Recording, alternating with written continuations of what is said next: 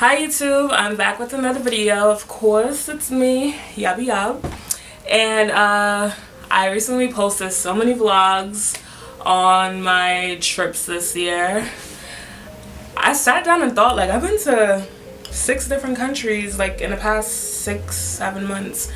Nigeria, London, Paris, Amsterdam, Belgium, and Jamaica recently, of course.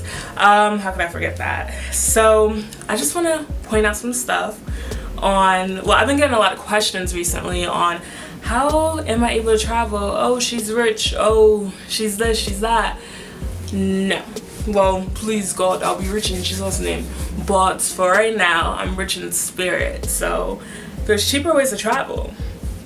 Ding, ding, ding. You don't have to be rich to travel. You can find flights for cheap. And or just all around the itinerary, everything for cheap, accommodations, and I'm gonna get into how you can find cheaper ways to travel. So if you want to keep watching, within the past 5 minutes, not even like 3 minutes, I just wrote things down on my phone with things that I personally do or things that others have told me about. Excuse me. I have a little mini burp. Things that I personally do or things that people recently told me about on ways to travel cheaper. So for starters, one, traveling with a group. Traveling with a group makes things so much easier. Personally, me, I don't really like traveling with groups. I like traveling with a partner or by myself. But let's say if you travel with a group or somebody, if something's $100, now it makes it $50. If something's $500, then it makes it $250. So it's like, depending on the arrangement you guys set forth before going to the destination, makes things cheaper. 2, people still book things like on the airline's website. You have to search online. Most of the times you'll find a cheaper flight. You'll be sitting on a plane with someone that paid $1,000 and you probably paid $500. You know, that money could be towards the hotel or other things. But places like Priceline, recently found out about the flight deal. Travago, whatever. There's a number of websites. Cheap flights, something. There's like a number of websites. I'll link them on just the description box for like if you want to know more websites on where you can find cheaper deals. 3, book closer to the date.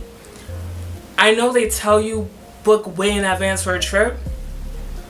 Booking closer to a date is usually cheaper, especially on the websites that I just listed previously, because they just want to get rid of the tickets at that point. They don't want to have empty seats. Why not just get rid of the tickets? Instead of selling it for $700 now, let's sell it for $400. So I've noticed booking, when I went to Jamaica, I'll give you guys figures. Some of the girls I went with booked their flight. They paid about $1,500, $1,600 for like around $1,500.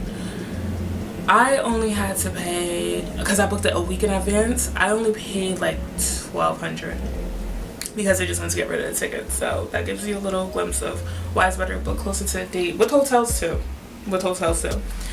4, see if someone has a buddy pass. Sometimes someone has a buddy pass, whether it be from a family member working with the benefits being free flights, and they could give you a buddy pass. But the thing is, you'll be on standby, so you might make the flight or you might not, but they'll always roll you over to the next flight.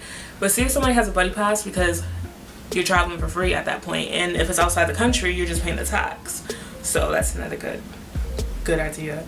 5, girl, let me tell you y'all's best friend when she travels. Airbnb. That's it. Airbnb hotels, they are like, some could be overpriced. Like I know in Europe, a lot of places hotels are kind of cheap, so you could book a hotel and you be alright. But for me, Airbnbs are good deals. They're clean, they're comfortable, and plus you have a host also telling you the cool spots of where to go and how to get there and blah blah blah, you know. So Airbnbs are really good too. And you can also make money when you're traveling, you could put your house or your apartment up for Airbnb. So while you're gone, you still making money back at home. So yeah.